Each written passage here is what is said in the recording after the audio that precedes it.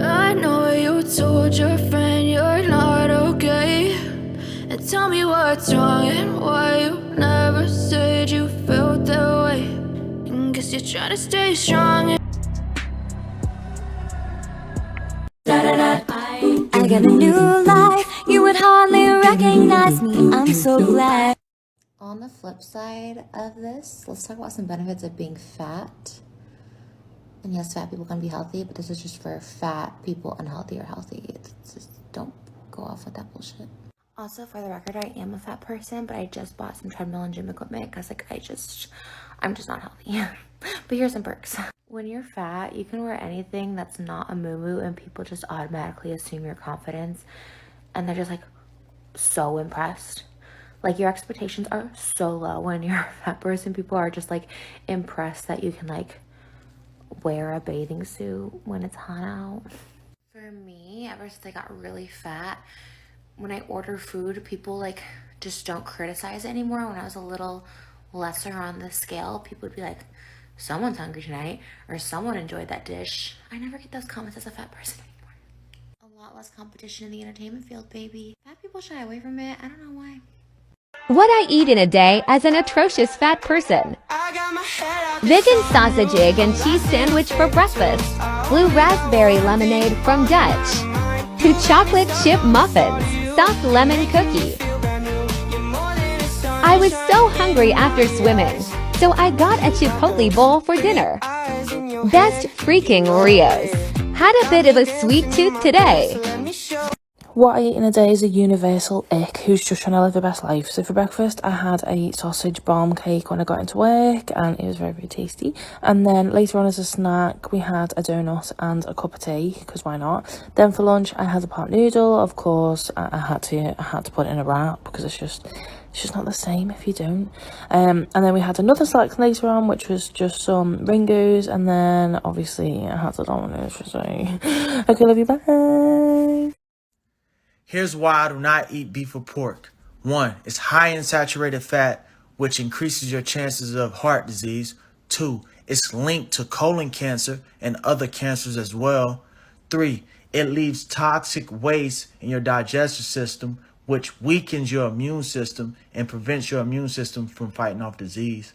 4, it takes 3 or 4 days to process through your digestive system and leaves all that bad bacteria, that toxic waste in your gut. Stop storing that nasty toxic waste in your body. Stop eating beef and pork. I encourage you, change your diet, clean up your diet. Like, share, follow. Follow me on IG.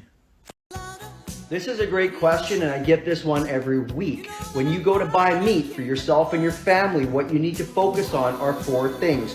Number 1, what was the animal fed? Number 2, what was injected into this animal? Number 3, what were the living conditions of the animal? And number 4, how was it killed? First and foremost, you don't want to be buying any meat that has been fed with genetically modified wheat or corn or other dead animal parts. Number 2, you don't want to be buying meat that was injected with hormones and antibiotics, which are very common. Number 3, you're looking for an animal that was actually free range and allowed to roam, not shoved in a pen with 10 other animals going to the bathroom all over each other and picking at each other.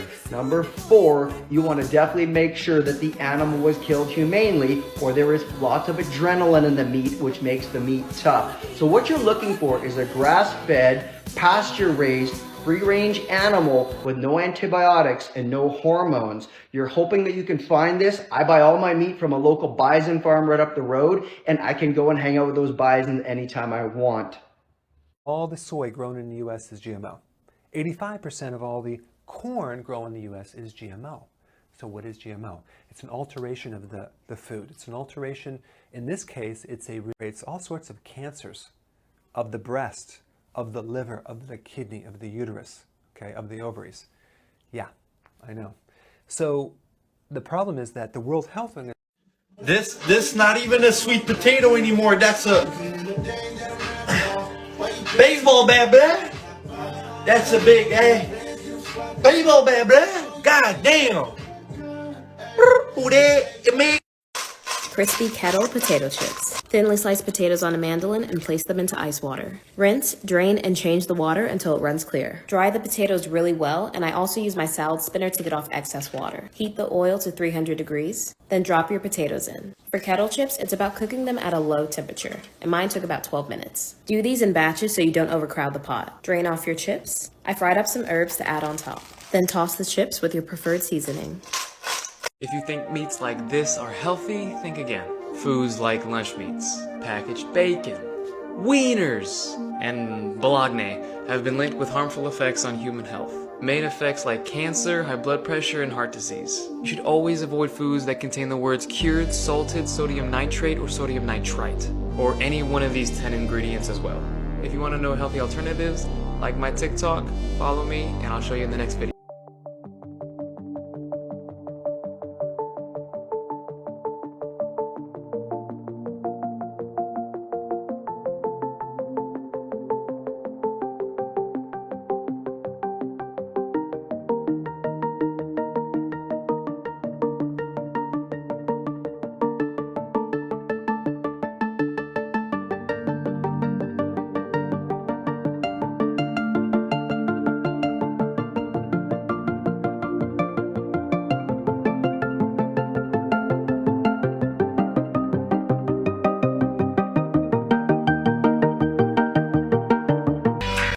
Don't eat foods that contain carrageenan in them. Carrageenan is a thickening agent. It's used to thicken ultra-processed foods like ice cream, chocolate milk, baby formula, jams and jellies, heavy cream, whipping cream, salad dressings, mayo. And it's controversial, but there's been research published just this year showing that carrageenan can decrease the amount of good bacteria in the gut, which increases the amount of bad bacteria. It causes inflammation, which leads to inflammatory bowel issues, colitis. It thins the lining of the intestines, which can cause leaky gut and all sorts of issues. So don't eat carrageenan. Carrageenan also goes by the code name of E407. It's a processing agent. A lot of times though, it's thrown under the label as a processing aid, so we don't even see it. We need more regulation, transparency in labels, and don't take carrageenan in order to take care of your microbiome and your intestines.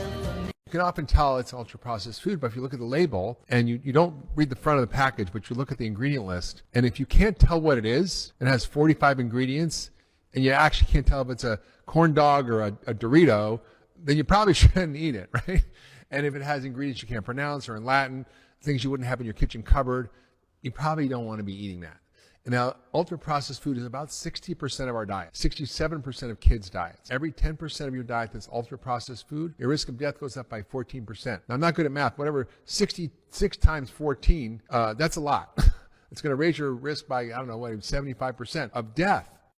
So, I don't know, you guys. Like, I don't know. This cheese isn't melting, which is kind of stressing me out. We're going to flip this again. Oh, man. Oh, no. Speak louder, you're whispering. What time is it? Oh no, cringe.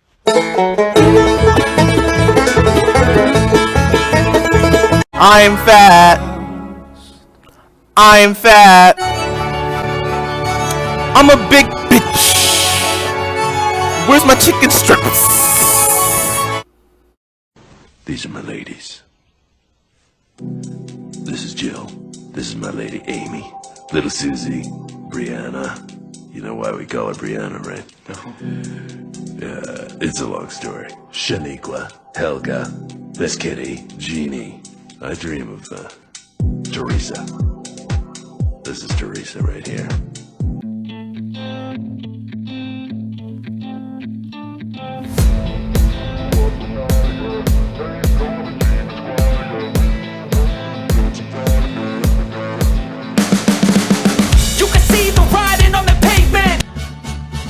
Bitch, I'm too clever.